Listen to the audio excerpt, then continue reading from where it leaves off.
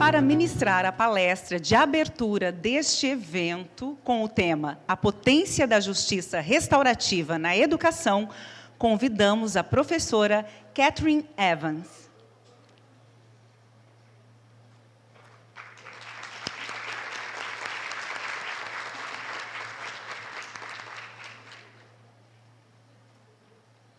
Pedimos ao ministro Vieira de Mello para iniciar os trabalhos.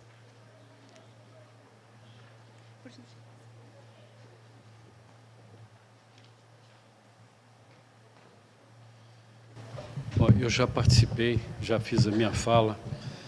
Não quero me estender, mas eu quero, antes de começar o painel, passar a coordenação para a doutora Cátia. Eu quero fazer um convite para que nos dê a honra da presença aqui conosco nesse plenário aqui, a nossa juíza Rosa, aqui de Tocantins, uma das coordenadoras. Por favor, Rosa.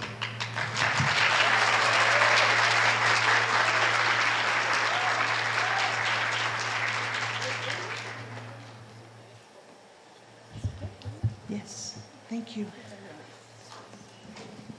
Cat, posso te apresentar primeiro? Can I introduce you first? And do a lot of... Gente, me colocaram numa situação terrível, né? Para falar inglês aqui na frente, assim, tudo de surpresa. Just a minute, please, come. Just a minute.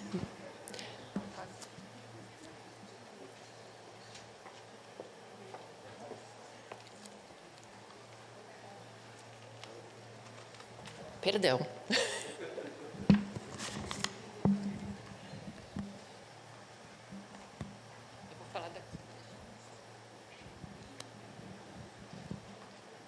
Oi, gente, boa tarde. Já que eu já quebrei vários protocolos, sintam-se todos assim muito bem-vindos aqui. Nós estamos muito, muito felizes de que esse encontro esteja acontecendo. É assim, com muita gratidão, que eu chego e começo a falar. Eu vou dizer que tem uma força suprema aqui, cuidando para que todos nós estivéssemos aqui, porque esse encontro é muito importante. Muito importante. Eu vou agradecer primeiro quem possibilitou que tudo isso acontecesse, que é o Tribunal de Justiça de Tocantins, na pessoa da desembargadora Etelvina Maria Sampaio Felipe.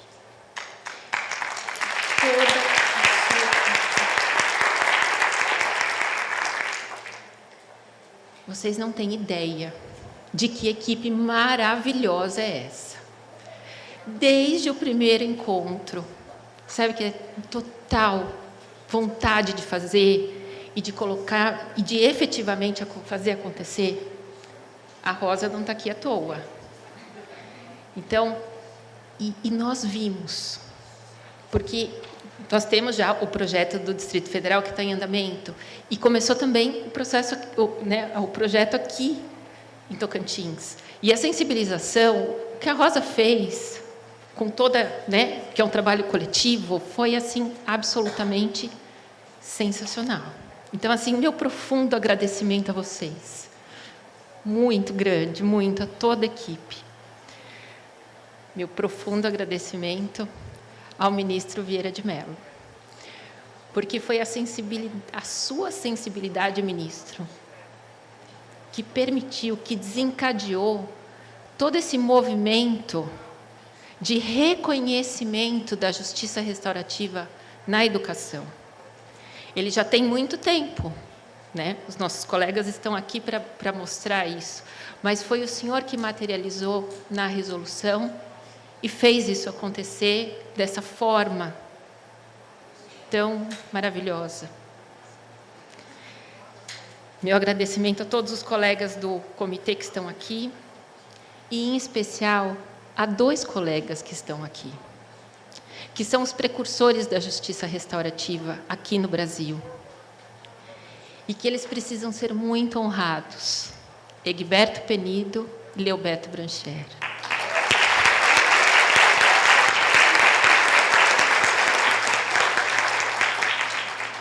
Eles começaram onde o caminho estava totalmente fechado. Quando nós chegamos, nós já encontramos caminhos abertos. Então já foi muito mais fácil. Nós devemos a eles tudo o que temos hoje. E a esperança que a justiça restaurativa significa. Que justiça restaurativa para mim, especialmente nas escolas, é esperança. E aqui eu vou agradecer também aos professores que vieram dos Estados Unidos, a Cat, a Ebony e ao João, que desde o primeiro momento se mostraram totalmente disponíveis para estarem aqui e me disseram logo na primeira reunião que eles viriam porque eles amam e acreditam muito na justiça restaurativa. E eu vou dizer que a Cat, estar aqui hoje, eu já disse isso para ela, é muito especial, vou dizer que para mim, porque o projeto de justiça restaurativa do CNJ, que foi feito por vários colegas, é uma união de esforços. São várias experiências que foram condensadas nesse projeto que eu vou contar amanhã. Mas, e é uma proposta, né? Não é uma coisa simples, é uma proposta de peso, é uma proposta efetiva, assim, que traz, né? Que demanda. E ela encontra na doutrina da Catherine Evans e da Dorothy um total subsídio. Então, quando eu preparava o curso do Distrito Federal, eu sonhava com esse momento. E esse momento chegou. E eu sou muito grata. Porque a Cat está aqui. Eu não tenho seu currículo aqui, Cat. Mas, por favor, a palavra é sua.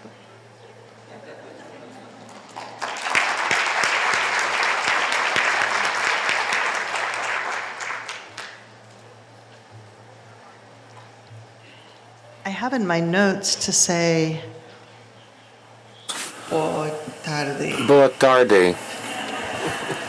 But I think it might be good Mas eu night. acho que seria mais adequado dizer boa noite.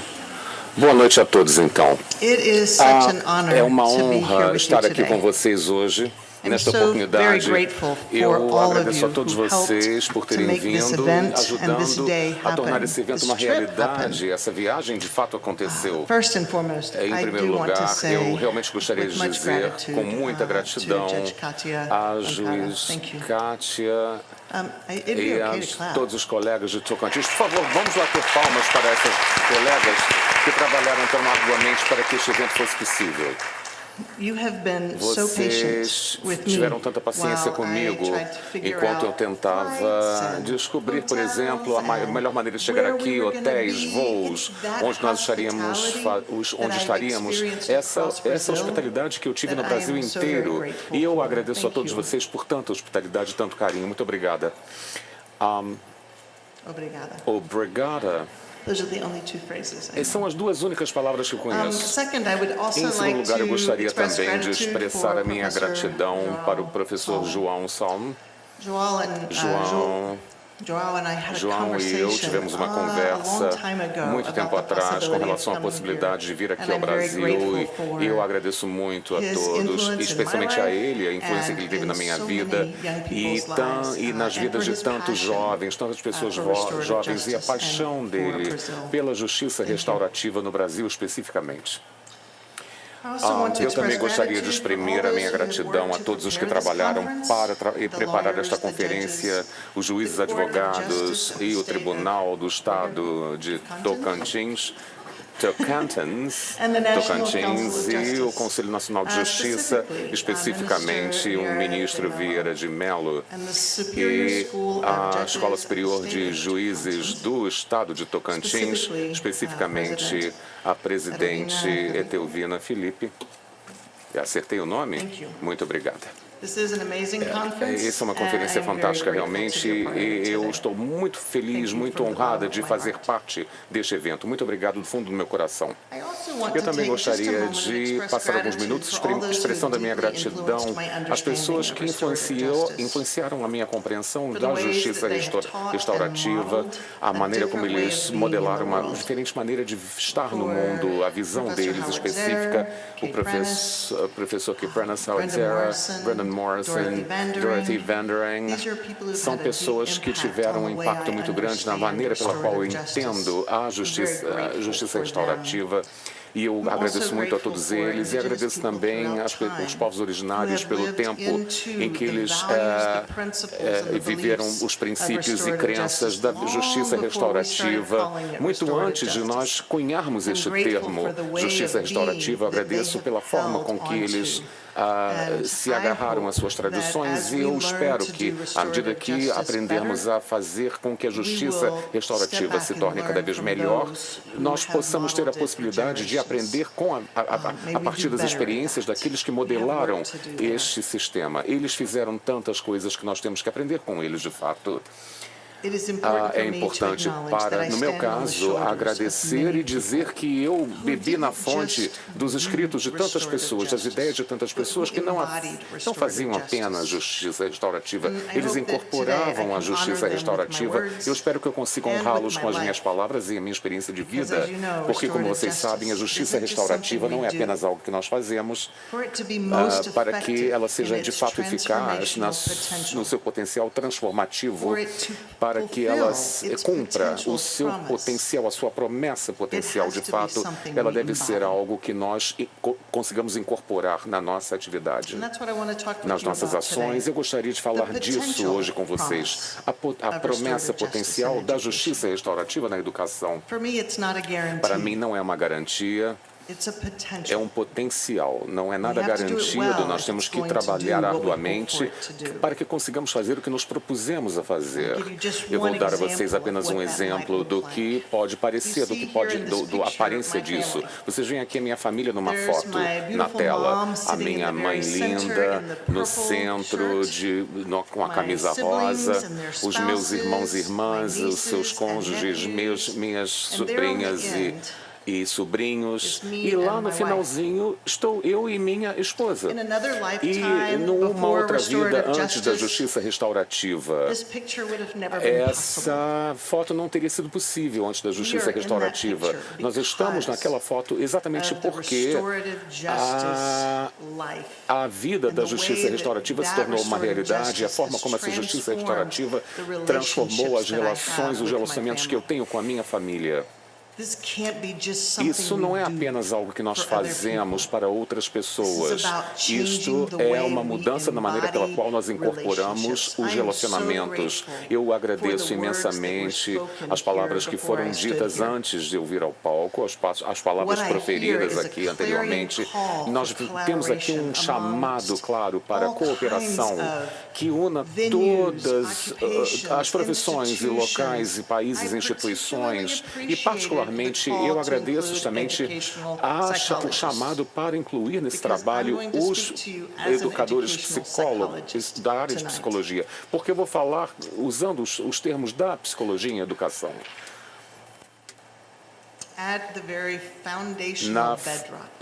Na base fundamental da justiça restaurativa, ela tem a ver com relacionamentos. Nós sabemos disso na nossa mente, o trabalho árduo na transformação dessas relações e acreditar que esta crença inquebrantável de que todos os seres humanos tem valor e um papel a executar na sociedade. Todos nós temos um valor intrínseco. Eu acredito realmente que se não começarmos com essa crença fundamental de que todos os seres humanos têm um valor intrínseco, qualquer coisa que façamos fará uma grande diferença, não importa quão pequena a nossa ação. E se nós começarmos com essas crenças fundamentais, nós poderemos fazer muitas transformações.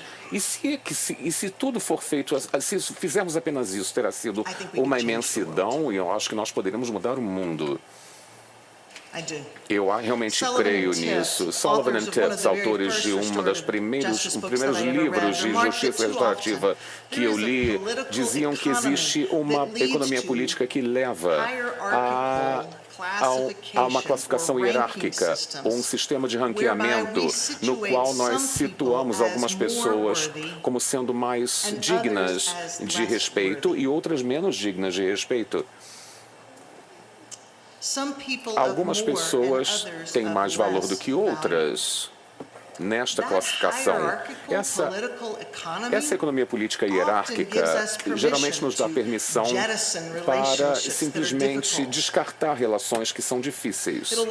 Nos permite desistir de crianças que estão sofrendo com autorregulação ou prender, encarcerar adolescentes que tomaram as decisões erradas porque eles acham que não tem outra alternativa. A justiça restaurativa deve começar com uma crença intrínseca no valor inerente a cada pessoa, a cada membro da sociedade e da comunidade de escolas. Nós precisamos de preocupação mútua, dignidade e respeito para que realmente nos preocupemos uns com os outros com o compromisso de curar no sistema de justiça e que leve à liberação, à libertação. Se perdermos essas peças do quebra-cabeças, perderemos a justiça. Eu acredito com todas as minhas forças do coração.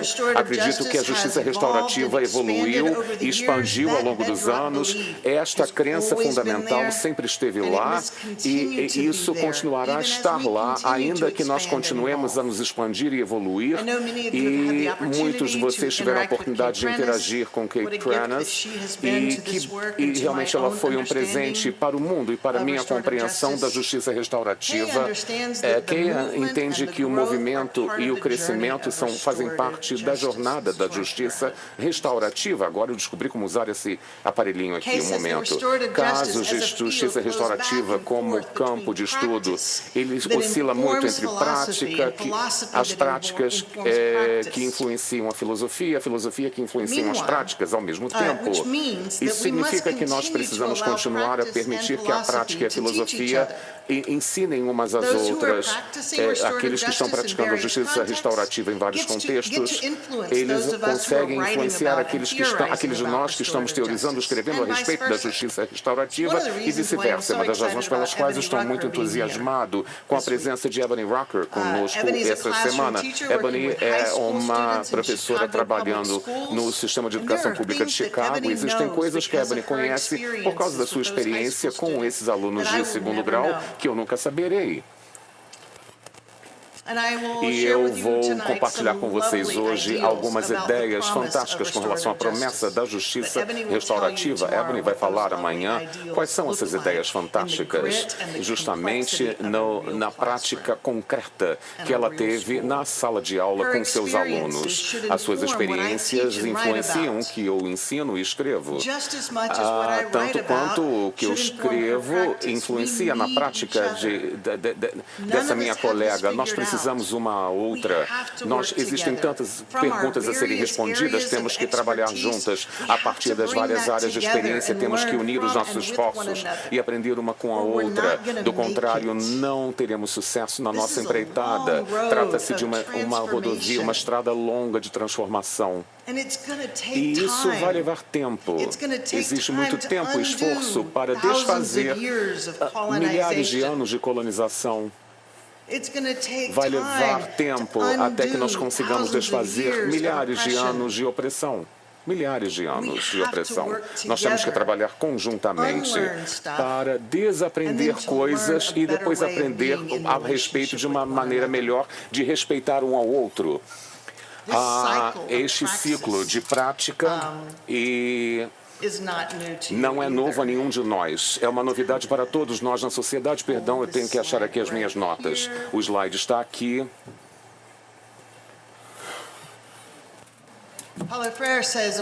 Paulo Freire diz que, além do inquérito, além da prática, os indivíduos não podem ser realmente humanos.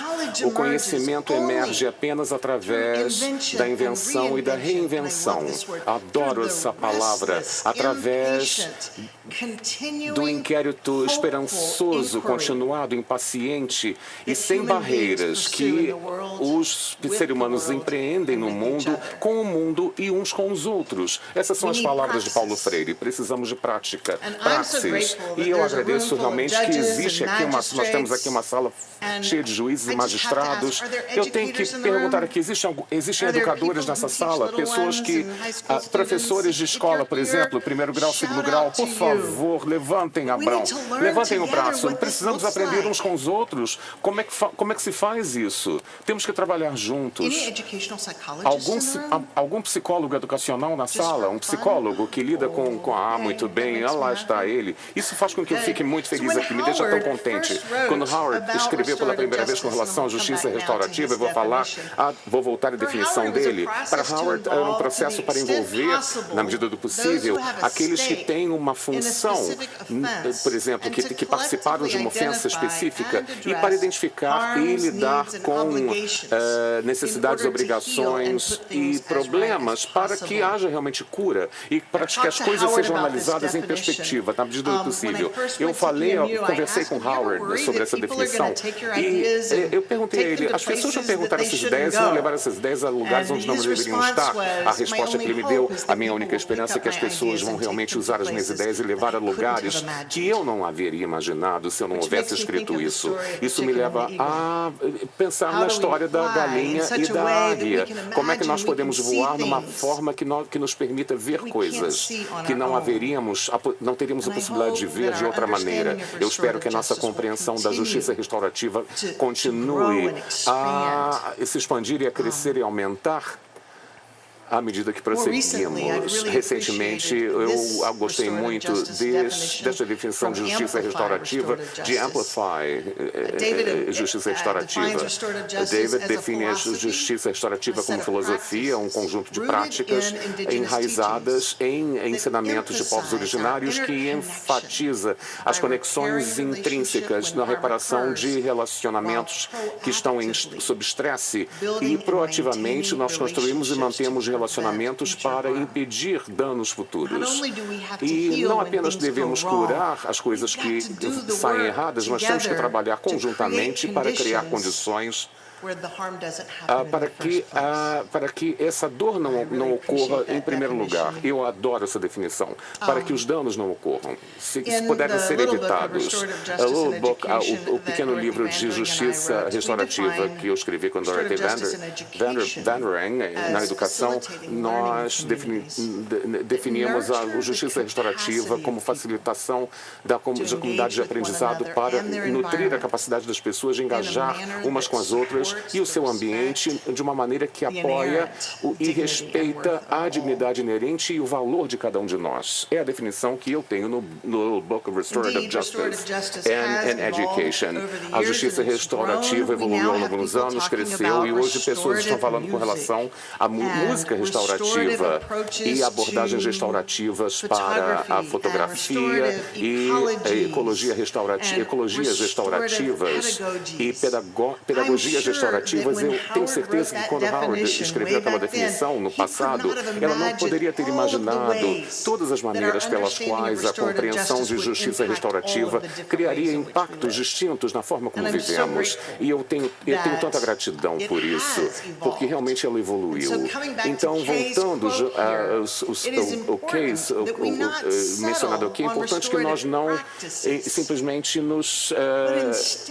não foquemos apenas numa prática de justiça restaurativa, mas nós precisamos de um conjunto de práticas construídas num universo de princípios que justamente é a raiz desse sistema. Eu gostaria de falar exatamente disso hoje, esta noite com vocês. Esses valores, eu não sei no Brasil, mas nos Estados Unidos, as pessoas têm a ideia de práticas restaurativas em vez de justiça restaurativa. Para algumas pessoas, elas não gostam da palavra justiça, parece estranha. Para outras pessoas, elas equacionam relacionam a justiça restaurativa com o sistema legal, o sistema judicial de uma forma geral. Eles gostam de práticas da escola melhor, porque parece mais proativo. Para nós, na Universidade Menonita Oriental, estamos comprometidos com a utilização da expressão justiça restaurativa, porque cremos que o centro da justiça restaurativa no sistema educacional é a justiça como um todo. Isso deve ser central a tudo que fazemos, fundamental. Se estejamos falando das práticas circulares ou conferências restaurativas e vítimas de intermediação, etc., não entendam que eu gosto de processos circulares. Os processos circulares e a justiça restaurativa não são a mesma coisa. Processos circulares são processos que advêm de um compromisso em prol da justiça restaurativa como meio de vida. Isso é o que estamos buscando. Não estamos apenas procurando maneiras de mudar a configuração dos estudantes, os alunos na sala de aula. Estamos buscando mudanças na forma pela qual os alunos aprendem como se relacionar entre si, como eles aprendem a lidar com conflitos juntos. Aquela foto com a minha família é trabalho duro, trabalho árduo. Eu não havia aprendido a fazer aquele trabalho tão árduo, até que eu já era uma adulta, uma pessoa já crescida. Eu quero que as crianças cresçam sabendo como lidar com esses conflitos, construindo relacionamentos, ainda que seja difícil, ainda em situações em que seja difícil, para aqueles que estiverem participando na segunda-feira à noite. Vocês podem comparar, por exemplo, a justiça restaurativa a uma árvore. Vocês vão se lembrar que as práticas de mediação, círculos, são como as folhas da árvore. E elas têm que ser o resultado, mas antes que nós cheguemos a essas folhas, existem sementes e raízes e um tronco e galhos. Na segunda-feira à noite eu comparei as raízes às crenças, aos valores, mas eu me prometi que hoje estaríamos falando sobre a estrutura. A estrutura são os princípios que nos mantêm no caminho, mesmo expandindo e crescendo. Como é que eu sei que isso é realmente restaurativo? E hoje eu vou compartilhar 6 princípios, e eu não vou falar demais sobre cada um deles, mas nós podemos falar em mais detalhes mais à frente, se vocês quiserem. Nós temos aqui 6 princípios.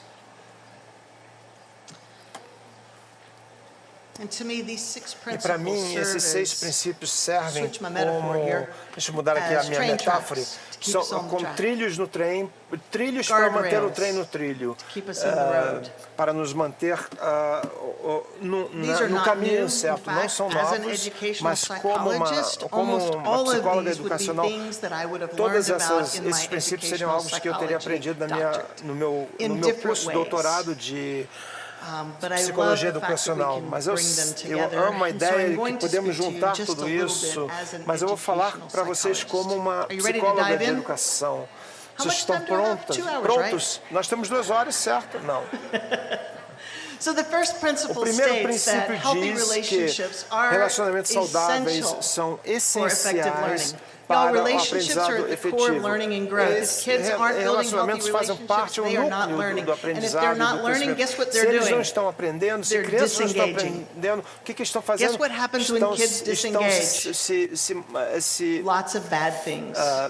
Neutralizando, estão ficando, estão se afastando, não dormem, não vão à aula, se distraem com comportamentos que nós acreditaríamos ser desafiador.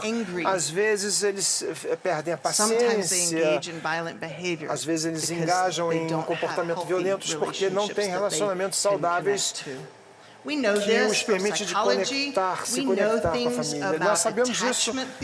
Nós sabemos isso pela psicologia. Nós sabemos que quando as crianças não sentem que eles têm relacionamentos saudáveis nas suas vidas, isso afeta o desenvolvimento social e emocional dessas crianças. Como educadores, não pode ser apenas o nosso trabalho ensinar matemática e história. Como educadores, nós também temos que ajudar as crianças e os jovens a desenvolver habilidades sociais e emocionais que não apenas os ajudam a estar bem, a ter uma boa performance na escola, mas a manter bons relacionamentos. Eles não aprendem com isso. Você também não. Vocês também não. Vocês não nasceram sabendo construir relacionamentos saudáveis. Nós precisamos aprender isso. Aprendemos pela modelagem, conhecendo bons relacionamentos, e às vezes nós precisamos ser ensinados. William Glasser,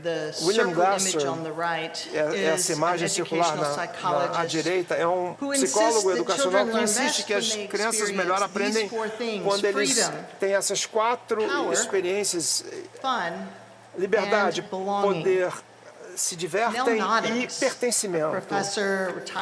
Will Nodix foi um professor, ele desenvolveu uma filosofia em torno dessa ideia de ética de cuidados, e Len Hawkes escreveu muitos livros que elevam a necessidade das crianças para sentir amor.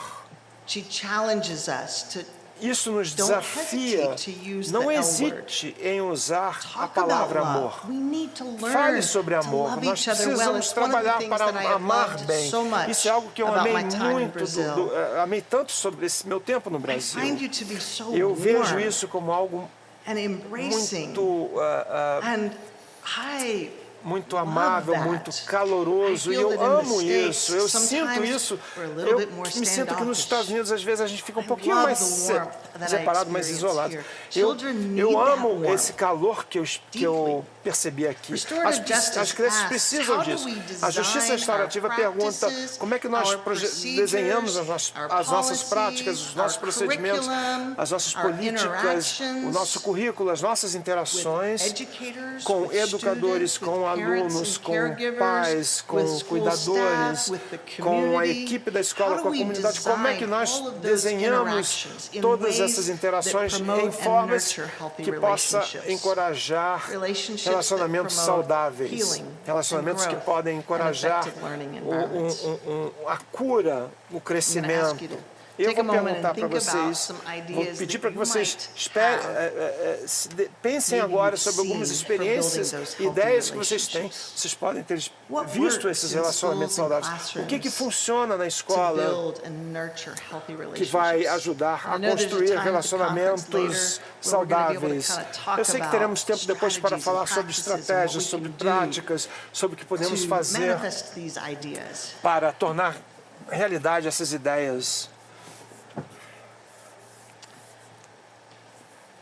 Uma das formas que eu acredito que a educação tenha falhado não apenas a educação, mas o mundo. Nós caímos nessa tendência de acreditar que as pessoas mudam comportamentos porque são reforçados pelos bons comportamentos e punidos pelos maus comportamentos. Skinner pensava isso, mas ele estava errado. Nós não mudamos nosso comportamento. Possivelmente, temporariamente, mudamos apenas para ganhar um prêmio. Mas se a gente quer uma mudança profunda, nós temos que fazer algo a mais do que apenas oferecer doces. A gente oferece doces às crianças quando fazem o dever de casa. Essas coisas inconsequentes podem funcionar, mas não vai superar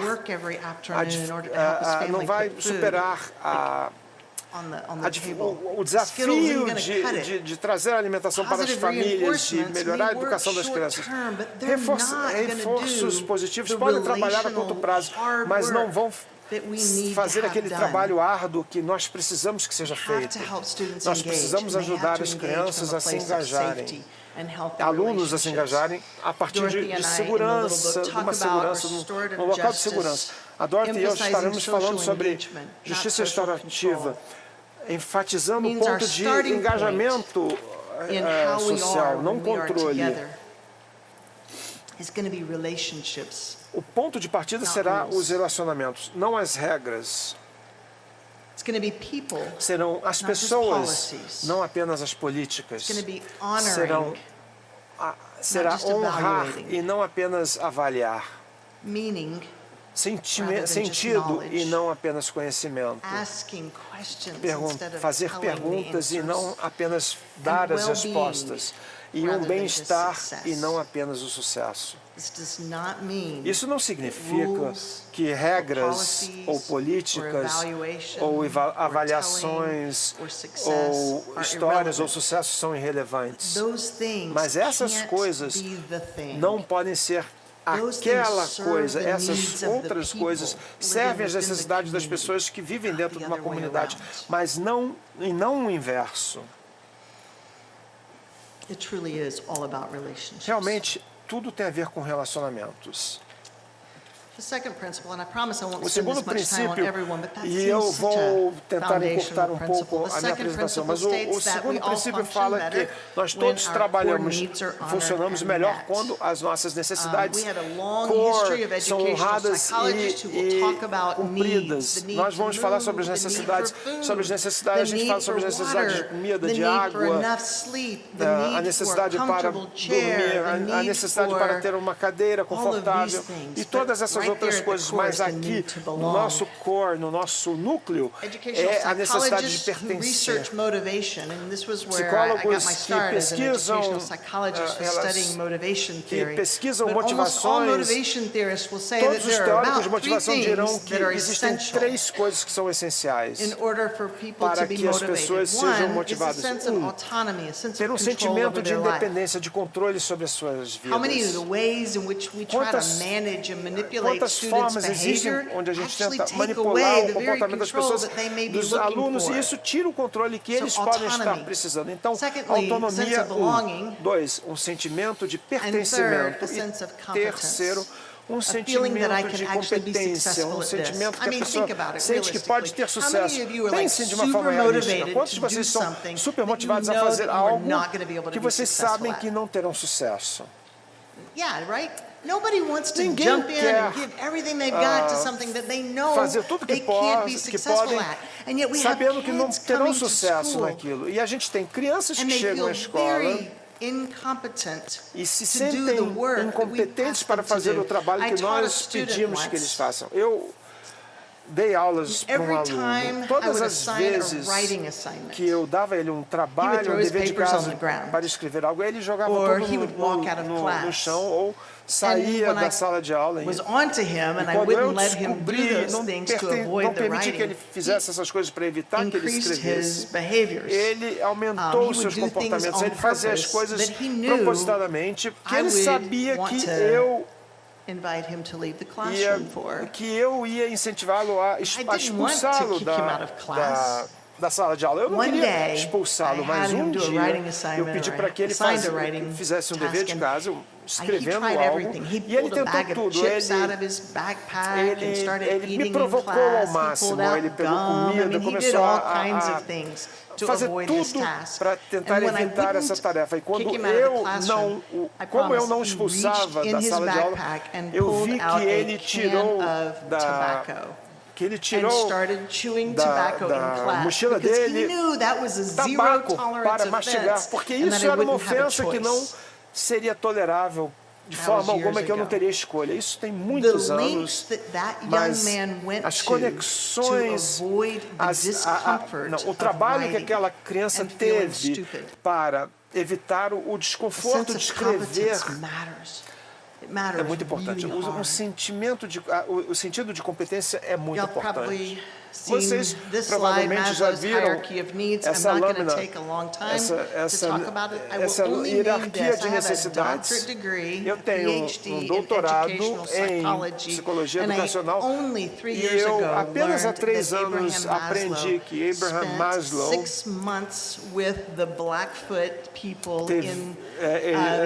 dedicou 6 meses com o povo Blackfoot nos Estados Unidos, e muitas das suas ideias vieram da nação Blackfoot indígena americana.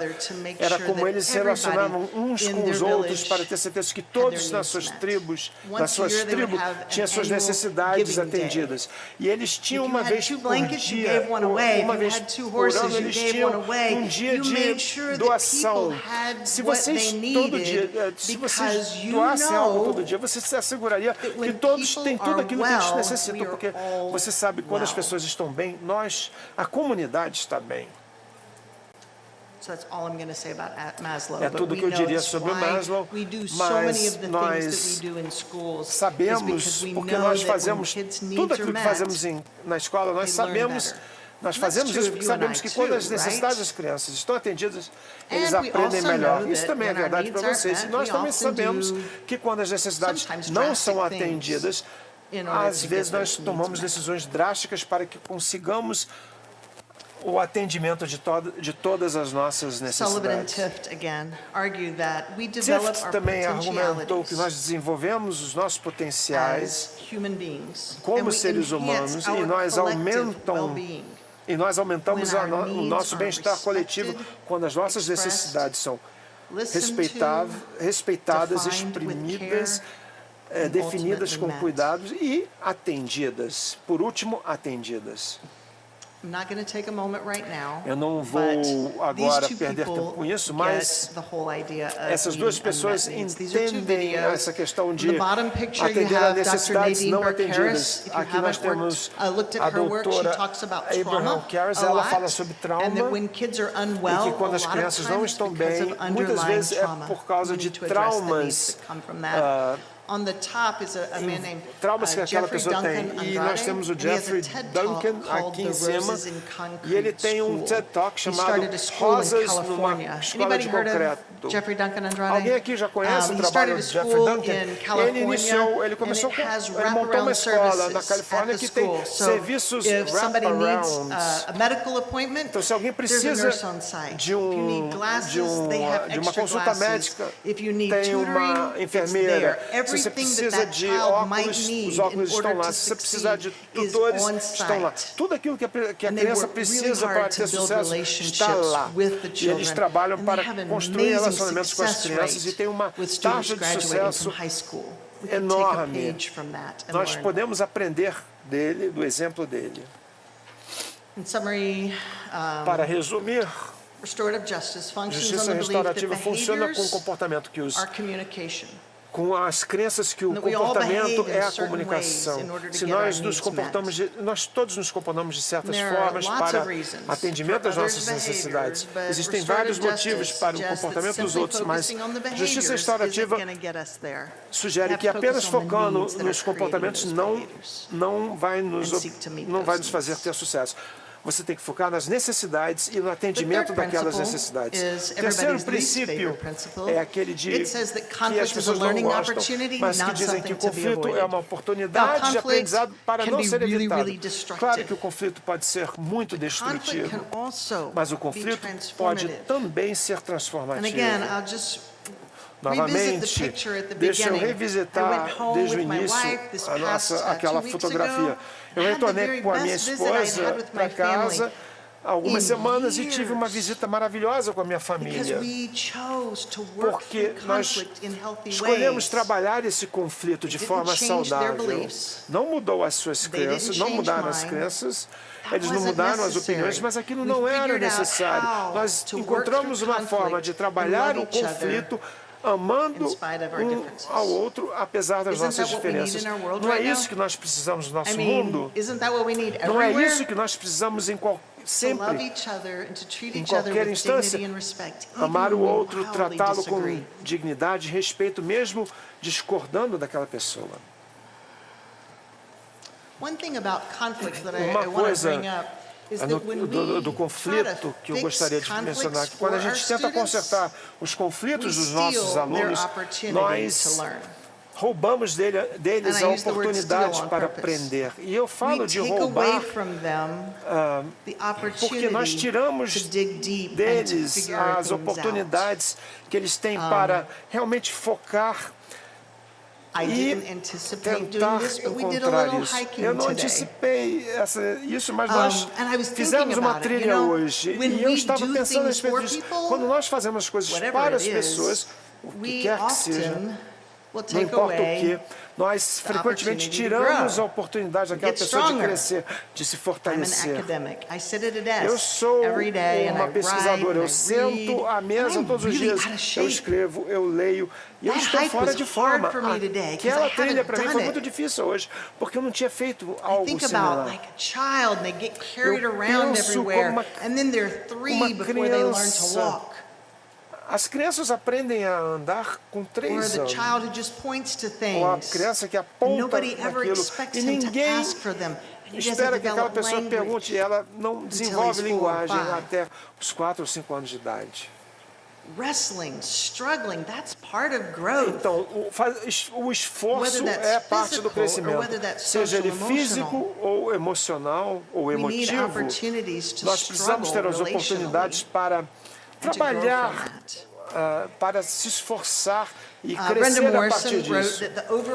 Morrison escreveu que o objetivo principal da justiça restaurativa é criar essas habilidades na comunidade para que uma capacidade normativa, para que uma escola possa ser realizada. Eu ouvi vocês falando sobre isso.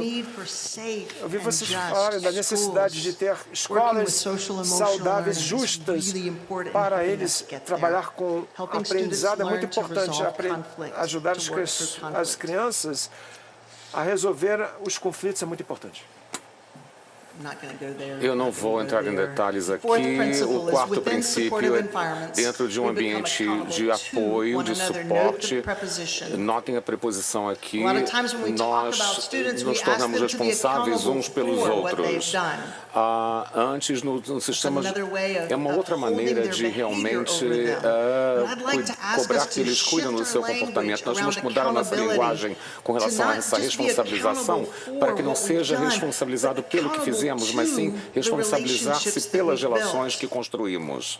É uma mudança de preposição que muda todo um conceito. Temos que construir relacionamentos. Ter um bom relacionamento, no caso de uma pessoa, eu vou fazer muitas coisas para evitar machucar essas pessoas, magoar essas pessoas, causar dano a essa pessoa. Eu vou escolher ser responsável por essa pessoa porque eu me preocupo com ela. Nós temos um relacionamento, estou investindo nesse relacionamento e me preocupo com essa pessoa. Quando não fazemos o trabalho árduo de construir relacionamentos logo de cara, logo de início, vamos ter um grande problema. Ao fazer com que um aluno, uma criança, realmente, voluntariamente, seja responsável pela maneira como eles machucaram, magoaram alguém, por exemplo, ou causaram dano a alguém. Dentro de um ambiente de apoio, podemos promover espaços nos quais as crianças vão dizer, sim, eu fiz, um professor, por exemplo, vai dizer, eu perdi a paciência, eu gritei com o aluno, mas eles podem fazer a coisa certa. Nós nos tornamos responsáveis uns pelos outros. Eu vou voar por em função do tempo, vou voar nessa apresentação agora, a parte final. Falamos muito disso no pequeno livro de Justiça Restaurativa e Educação. Basicamente, no quadrante da esquerda temos expectativas uns pelos outros e na parte de baixo temos apoio, a questão do suporte. Parece um pouco isso realmente aqui, vou mostrar a vocês agora. Quando temos expectativas baixas e apoio em nível baixo, é negligência. Eu estou escolhendo não engajar o aluno. Eu estou escolhendo não apoiar esse aluno. Eu não espero quase nada, a expectativa é muito baixa. Esse é o aluno que dorme na aula, por exemplo. Eu tenho baixas expectativas em relação a essa criança. Eu vou deixar que ela durma, porque pelo menos enquanto está dormindo, ela está quieta, não está perturbando a aula. É uma mentalidade que eu diria muito equivocada. É uma maneira de estabelecer poder sobre esse aluno. Eu, como professor, estou tomando uma decisão ao deixar essa criança dormir a aula toda. Agora, evidentemente, alguns alunos precisam dormir e nós precisamos conhecer os alunos para saber se o aluno está dormindo porque não quer participar e não quer se engajar ou se realmente precisa dormir porque não consegue dormir na própria casa, talvez. Aqui nós temos dois. Nós temos altas expectativas pelas pessoas, mas um nível baixo de apoio. Fazemos coisas para tentar mudar o comportamento dessas pessoas, também uma forma de poder sobre os alunos. Aqui, muito bem. Na parte de baixo à direita, temos a ideia de fazendo coisas pelas pessoas, para as pessoas. E nós temos autoapoio, mais baixa expectativa. Como é que às vezes nós tratamos alunos especiais, com necessidades especiais. Deus os abençoe, eles não conseguem evitar. Eu vou apoiá-los muito mais, mas eu vou continuar tendo expectativas baixas com relação a esses alunos. Nós queremos estar somente no mundo da justiça restaurativa. Na parte de cima da direita temos alta expectativa e alto nível de apoio e trabalhamos com os alunos exatamente onde eles estão. Como Vygotsky dizia, no seu desenvolvimento proximal, trabalhamos com esses alunos onde eles estão no momento para ajudá-los a tomar passos rumo ao seu próprio crescimento. Não dizemos a eles o que eles devem fazer, trabalhamos com eles para descobrir como resolver os seus problemas. Dentro de um ambiente de apoio com suporte, somos responsáveis uns pelos outros, mas nós temos um princípio aqui. O terceiro princípio é apoio para fazer com que as coisas saiam corretamente. Isso leva à cura, isso nos move todos rumo à cura. Precisamos de cura no mundo, mas para que isso ocorra, nós temos que reparar alguns danos, a dor, a mágoa. Se eu causar mágoa ou dor, eu sou responsável pelas pessoas com as quais me relaciono para reparar esse erro, para resolver esse problema. Não podemos pedir que as crianças reparem a mágoa que causaram se nós não conseguirmos fazer isso, nós mesmos, como adultos. Isso pode nos levar a conversas muito longas com relação à reparação. Como é que nós reparamos alguns dos danos históricos que ocorreram em função da colonização, da opressão? Como é que nós lidamos com essas coisas, com essas questões de uma forma que sirvam de modelo para o mundo na questão da responsabilização mútua? Eu sou responsável por fazer que as coisas funcionem, porque eu sei que quando eu trabalho corretamente para tentar reparar os danos e mágoas, todos nós progredimos rumo à cura. Todos nós. Kate Prentice disse que a justiça restaurativa não tem a ver com descontar nada nos outros, mas é com que todos nos sintamos melhor. É sentir-se melhor, na verdade, não é descontar nada em ninguém. Isso leva justamente à reparação de danos e dores. Nós podemos fazer isso quando temos apoio para fazer a coisa certa, para corrigir o nosso curso de ação. As crianças fazem isso quando elas são apoiadas ao fazer as coisas certas. A justiça restaurativa não pode simplesmente ser uma rota alternativa. Eu não acho que é uma rota alternativa. Ela não pode simplesmente ser uma estrada diferente. Tem que ser uma oportunidade para que eles vejam a si mesmos como membros importantes da comunidade. Muitas vezes nós queremos responsabilizar a criança dentro da comunidade. Eles não têm investimento no bem-estar coletivo ou na cura dos problemas sociais. E muito disso tem a ver com a falta de compromisso que nós assumimos ou não assumimos. As pessoas que fizeram seu trabalho, se curaram, tiveram a oportunidade de promover a cura. Isso significa que nós temos que ser capazes de contar as nossas histórias e elas devem ser honradas. Nós temos que ser capazes de trabalhar juntos rumo à reparação de dores e mágoas e rumo à cura. Aqui nós temos um vídeo, na verdade, Fannie Davis diz: desafie-se a si mesmo para ser um curador, um ativista pela justiça. Não se sinta como se você tivesse que escolher entre um e outro. Faça ambos. Veja o ativismo como uma forma de cura social e cura interpessoal como uma forma de justiça social. Transforme-se a si próprio e cure-se à medida que você transforma e cura o mundo como um todo. Eu amo esse trecho aqui. Esse é o vídeo que eu não vou mostrar aqui no Michelle Stowe, da Irlanda. Se você tiver uma chance, ele tem um TED Talk chamado Empatia e o coração das conversas diferentes, ela fala da importância da empatia. Respostas empatéticas, respostas cheias de empatia. Quando nós causamos dor e e como é que construímos empatia com os outros. A justiça restaurativa realmente funciona? O que eles querem dizer realmente é que será que a outra pessoa muda?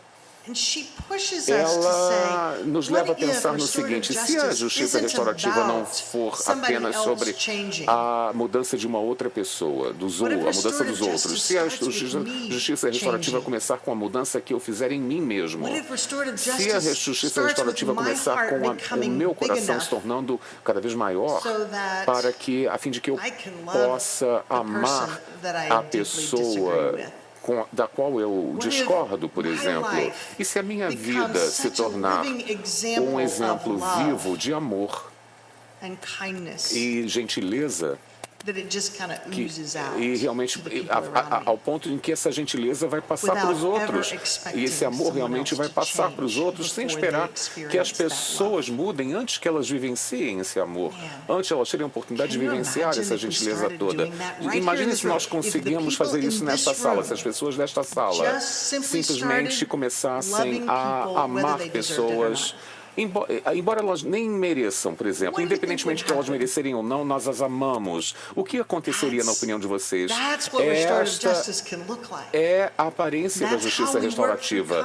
E nós trabalhamos com conflito, é como nós curamos, porque a pessoa que está causando tanta dor talvez não vivenciou esse nível de amor anteriormente. E o que acontece se elas vivenciarem amor? Elas param de causar dano, mágoa e dor. E nós começamos a curar as pessoas uma a uma. Parece simplista, mas eu realmente acredito que parte do processo de cura do qual necessitamos passa pela criação dessas oportunidades de reparação de danos e dores, enfim, justamente tudo que eu venho falando até agora. E o último conceito aqui, a experiência de justiça. Injustiça tem um impacto no sentido de comunidade das pessoas. Experiências de justiça e injustiça. Quando a criança vai para a sala de aula, eu uso este exemplo, por exemplo, esse exemplo aqui é muito importante. Todas as pessoas estão comemorando o Natal e a família dessa criança não comemora o Natal, ele se sente fora do jogo. Existe um sentido de injustiça que ele vivencia naquele momento. E ele se sente desconectado em relação a essa comunidade. Quando o professor está falando com a mesma velocidade que eu e o aluno tem um problema de processamento auditivo lento, eu estou lembrando que eu deveria falar um pouco mais devagar, talvez, ao mencionar esse exemplo. Essa criança se sente deixada de lado, desconectada, como se ela não pertencesse ao grupo. A justiça e a educação devem lidar com questões de opressão, marginalização, todas essas questões, sexismo, heterossexismo, homofobia, racismo, elitismo. E nós temos que ser capazes de ver que todos nós lidamos com essa questão. Eu ainda lido com a questão do elitismo, por exemplo.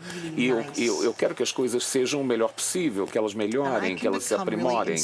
E muitas vezes eu me torno insensível às necessidades das pessoas em torno, às pessoas próximas a mim, quando eu priorizo as minhas necessidades, as minhas ideias, as minhas vontades, em detrimento das outras pessoas. Parte da forma de pensar nas coisas através da lente de justiça e injustiça, nós consideramos como as nossas políticas e práticas e a nossa pedagogia, como elas estão beneficiando algumas pessoas, alguns alunos, em detrimento de outros que são excluídos. Como é que nós estamos elevando justamente as normas culturais, a língua, a vestimenta, as ações cotidianas de algumas pessoas, à medida que, ao mesmo tempo que ignoramos e punimos até mesmo essas coisas em outras pessoas. Agora, falando de punição, eu tenho que falar um pouquinho agora de justiça e injustiça. Aqui eu vou falar um pouco de medidas punitivas. Casella, que escreve muito sobre a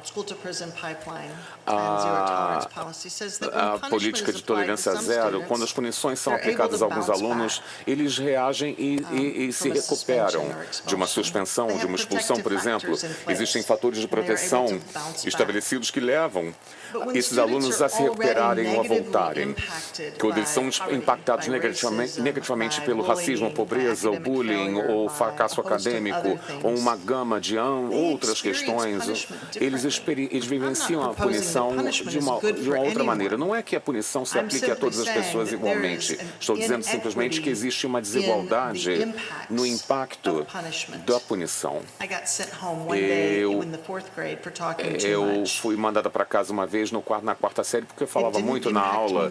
Isso não teve um impacto negativo em mim. Você pega uma criança que já está atrasada academicamente, eles já não se sentem conectados, eles acham que a professora não gosta dele, eles não têm uma comunidade, e aquela suspensão de um dia é uma mensagem alta que diz que você não é bem-vindo aqui, você não é bem-quisto aqui. Eles vivenciam isso diferentemente, de forma diferenciada.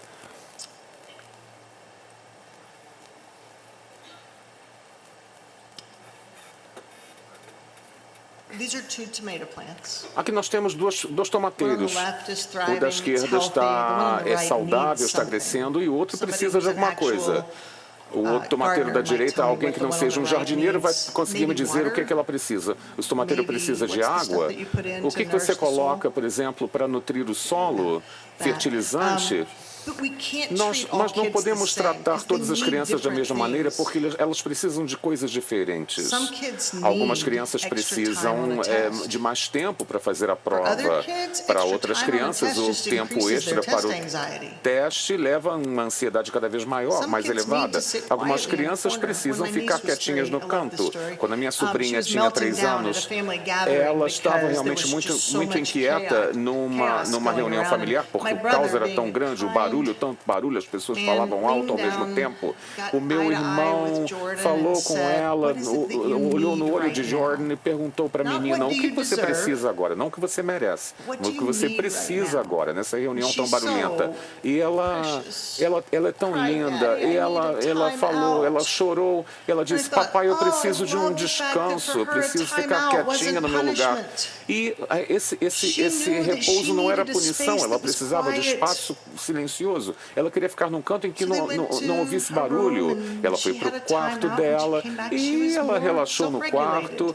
E ela tinha um nível de autorregulação muito melhor quando voltou. Outra criança que fosse para um quarto silencioso talvez visse isso como rejeição, como punição. Como é que você sabe? Nós não podemos simplesmente implementar práticas e como se elas resolvessem os problemas de todas as crianças indistintamente. Temos que ter certeza que estamos trabalhando com as crianças para dar a elas o que elas precisam de fato. O que quer que seja o que elas precisam, não importa. Nós temos que analisar caso a caso. Aqui nós temos alguns exemplos de justiça e injustiça, casos de injustiça e justiça que eu vejo nas escolas dos Estados Unidos. Vocês têm uma lista de maneiras pelas quais a justiça e injustiça ocorrem nas suas salas de aula, nas suas escolas. Então, 6 princípios. Eu gostaria de encerrar lendo... Perdão, eu escondi as perguntas. Meus óculos. Eu não consigo ler sem meus óculos. Um momento. Eu gostaria de encerrar minha apresentação lendo a definição de justiça restaurativa na educação, mais uma vez, e depois um parágrafo de conclusão aqui. A justiça restaurativa na educação facilita as comunidades de aprendizado que nutrem a capacidade das pessoas de engajar umas com as outras de uma maneira que apoie e respeite a dignidade inerente e o valor inerente de todas as pessoas. Em última análise, a justiça restaurativa na educação não pode ser simplesmente algo que nós façamos, mas trata-se de uma visão completamente diferente da educação que dá conta justamente da individualidade e do bem-estar coletivo como sendo aprimorados através dos esforços conjuntos e através de um engajamento coletivo e o apoio de todas as pessoas envolvidas. Muito obrigado pela atenção.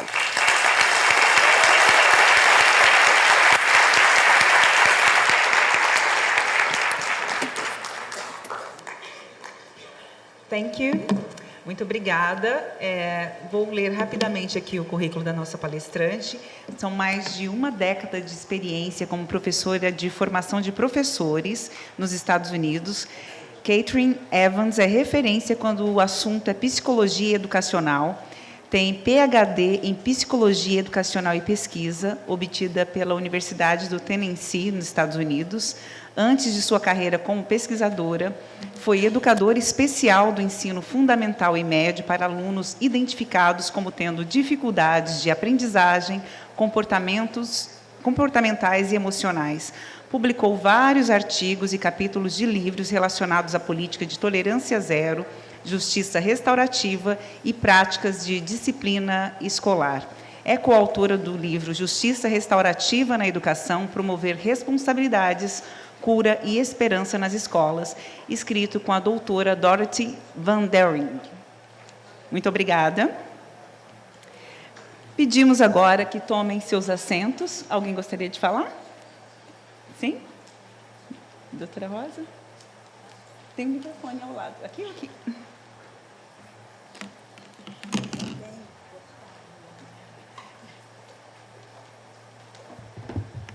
Boa noite a todos, a todas. Não esperava por este momento, mas já que dada a oportunidade, depois de uma palestra tão brilhante como a da professora Kate, para não perdermos essa magnitude do conteúdo que ela nos passou, eu só tenho uma palavra a dizer desde já.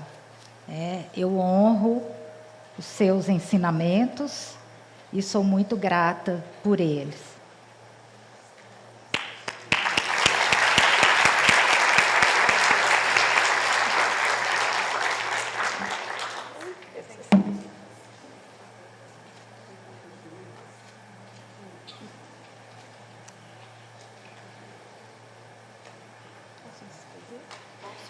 Posso franquear a palavra? Alguém mais gostaria de...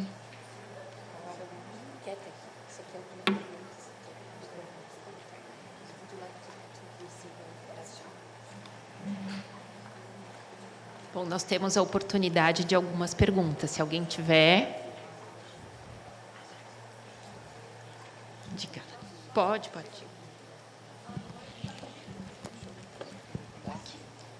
Vamos ver se o tradutor está... Eu vou repetir sua pergunta. Pode... Peraí. Vamos passar o microfone.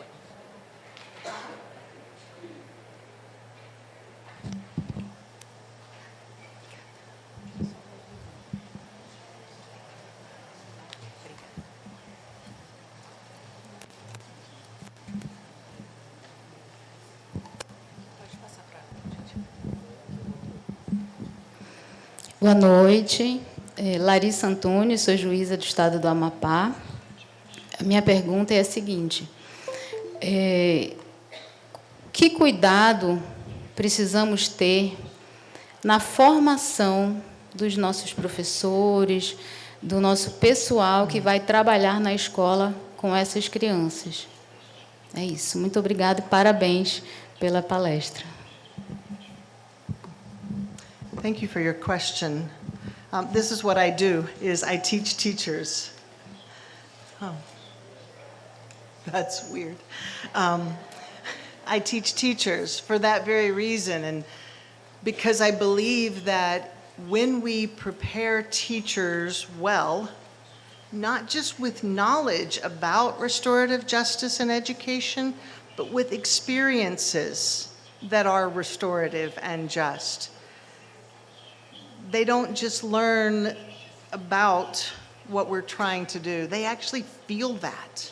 They experience that. And so it puts a lot of pressure on me as a professor to make sure that I treat my students who are gonna be teachers, treat them restoratively, with respect and with dignity, that I focus on, for example, not their success, but their growth. Not just their grades, but did they make meaning of something? Not just a rule that they may or may not uphold, but that the relationships that they are building. I think we need better teachers, not who are more knowledgeable about their content or even about pedagogy, but who know how to interact with children restoratively and justly. And so I do believe that the onus is on us as teacher educators to prepare teachers who feel deeply restorative justice. Just a word also, we at Eastern Mennonite University, I have to give a plug here, started the nation's first graduate program in restorative justice in education. And so students who are already teachers can get a master's degree in education focusing on RJE, Mestrado em educação, restorative justice in education, which I'm really excited about, and it is one of the things that I most love is to work with practicing teachers o que eu mais amo é trabalhar com to develop professores their que own estão restorative justice praticando, que practices estão in their lecionando classrooms. para desenvolver So as suas, thank you for that os question. I seus think it's a very relacionamentos important nas salas de question. aulas e tudo. Então, muito obrigado, é uma pergunta muito importante.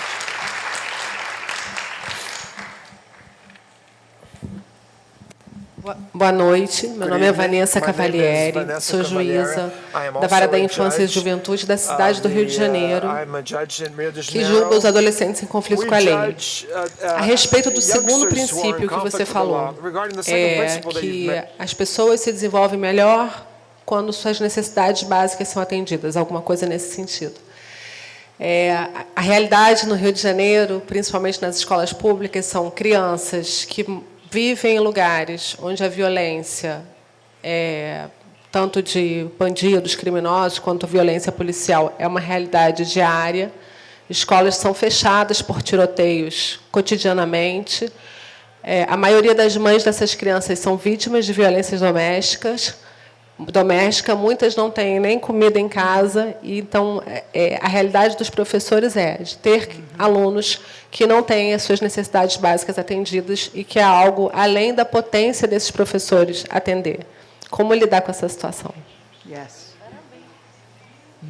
Situation. Oh, thank you for that question. This is again coming back to that comment at the beginning, the statement at the beginning, that we must work together. Precisamos trabalhar juntos. We can't ask a Nós teacher não to podemos make sure pedir that every child que in her classroom professor is fed. se assegure que todas as crianças estão alimentadas. Many teachers do. Muitas crianças We can't ask fazem a isso. teacher Nós to não make podemos sure pedir that every professor child goes que home ele to se a assegure loving que toda and criança que vai nonviolent para uma casa boa, estável, It's not fair to put de all the amor. responsibility Não é on the justo school. When we put schools carregar de in relationship with social obrigar as services, escolas a in ter essa relationship responsabilidade, mas with em conjunto other com os serviços people in sociais, the em community conjunto com outras who have pessoas da those comunidade areas, que then we têm begin essas to work expertises, collaboratively, a gente começa a and we trabalhar de start forma changing the way colaborativa we e do começamos a things mudar as to formas enhance como the as coisas well-being são of feitas. the Quando a gente whole faz isso, community. a gente melhora I think we can do a lot. I often o have teachers bem-estar da ask me, comunidade. like, what can I do in my classroom? I'm not going to make a os dent professores me perguntam, o que eu vou in what fazer this na minha child sala goes de aula? Eu home não vou to. afetar, eu não vou I fazer always muita cite this diferença research study that was done naquela years and years criança. ago. Mas eu sempre cito They a took pesquisa feita há muitos 1,000 anos. children who had Pegaram 1.000 experienced some form crianças of que abuse tinham in their home. sido sujeitas And a they did a algum tipo de abuso em casa e fizeram um longitudinal estudo study. de And they 30 found them anos 30 e years later, buscaram essas crianças 30 anos depois high number, like e havia um número enorme, 90 e tantos por cento dessas crianças se tornaram pais abusivos, porque nós sabemos que os ciclos de violência podem causar isso. E fizeram muitas entrevistas com aquelas poucas pessoas que não se tornaram pais abusivos. E a diferença que eles sempre falavam é que pai mostrou uma forma diferente de ser. Então não vamos subestimar o enorme impacto que um professor pode ter, mas vamos também reconhecer que instrutores e sistemas têm que mudar para poder atender as necessidades das crianças e as comunidades. Ambas as coisas são verdadeiras. É por isso que é um caminho muito árduo e longo. Nós não vamos consertar todos os males sociais amanhã. Mais uma coisa que eu gostaria de mencionar. Muitas pessoas, o Howard Zinn também falam de justiça restaurativa ser uma bússola, não um caminho. Eu mencionei isso ontem à noite. Existe uma direção que nós queremos tomar. Não é um caminho direito, não é um caminho estreito, um caminho reto daqui até lá. Vamos fazer alguma coisa aqui que vai ajudar a gente a atingir isso. Nós precisamos ter um olho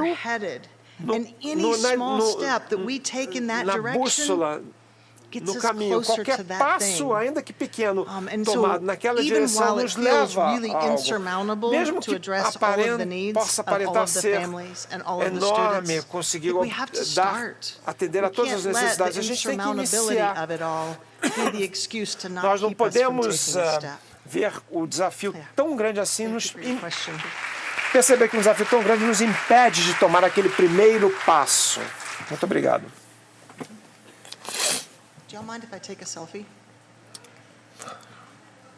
Posso tirar uma... Gostaria de tirar uma foto.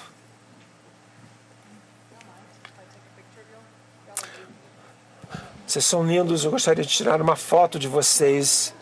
Um selfie comigo e com vocês.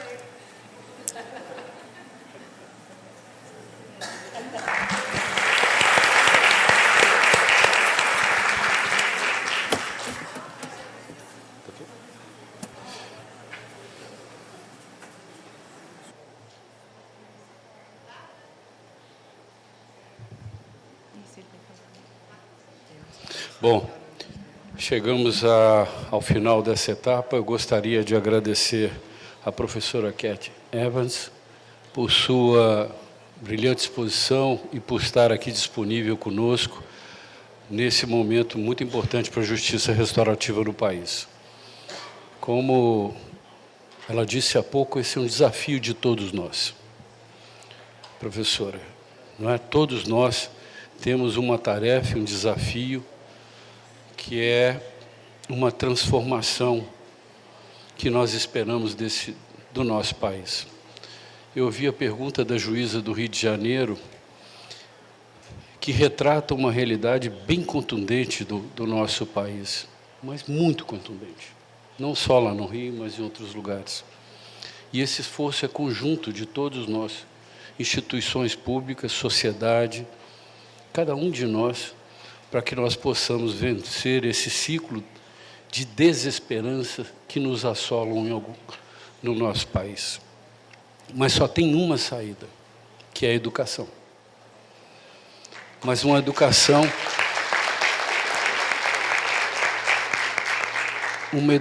que a gente esteja atento à necessidade dessas pessoas, às diferenças dessas pessoas, os seus anseios. E muitos de nós aqui poderíamos usar um exemplo bem fácil, talvez aqueles que não tenham fluência no inglês, se todos tirassem o aparelho e ouvissem a professora falando, o que vocês fariam no auditório?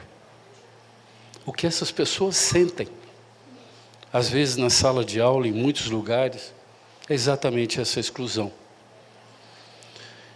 E nós que temos e viemos de uma classe privilegiada, eu sou o exemplo da meritocracia brasileira, sou um homem branco, de uma família de classe média, que tive todas as oportunidades e dificilmente eu poderia dar errado na vida, só se fosse muito incompetente. Mas é isso que a gente tem que mudar.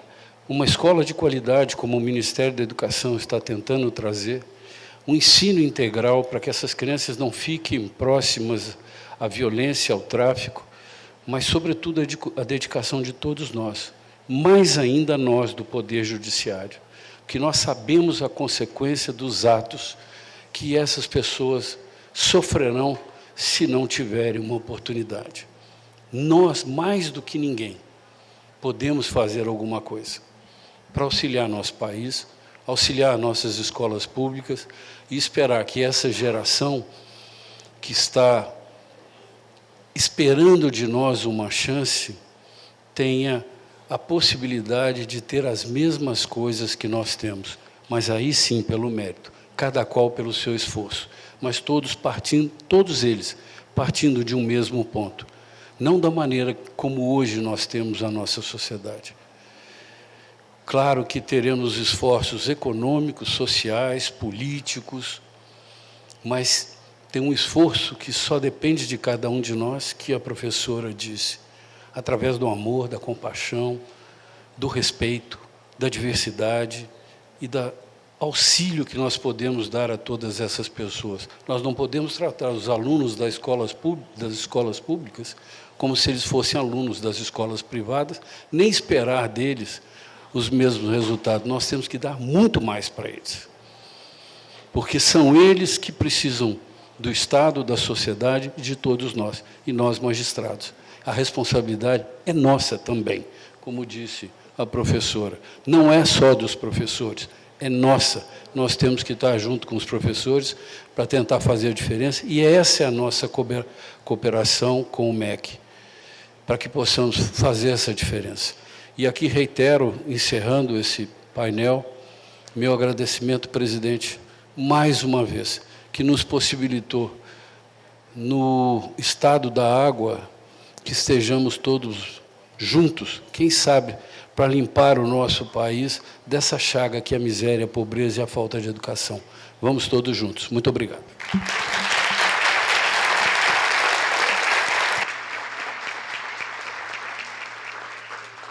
Nossos agradecimentos ao ministro Vieira de Mello, à nossa palestrante, Catherine Evans, à doutora Rosa e à doutora Kátia.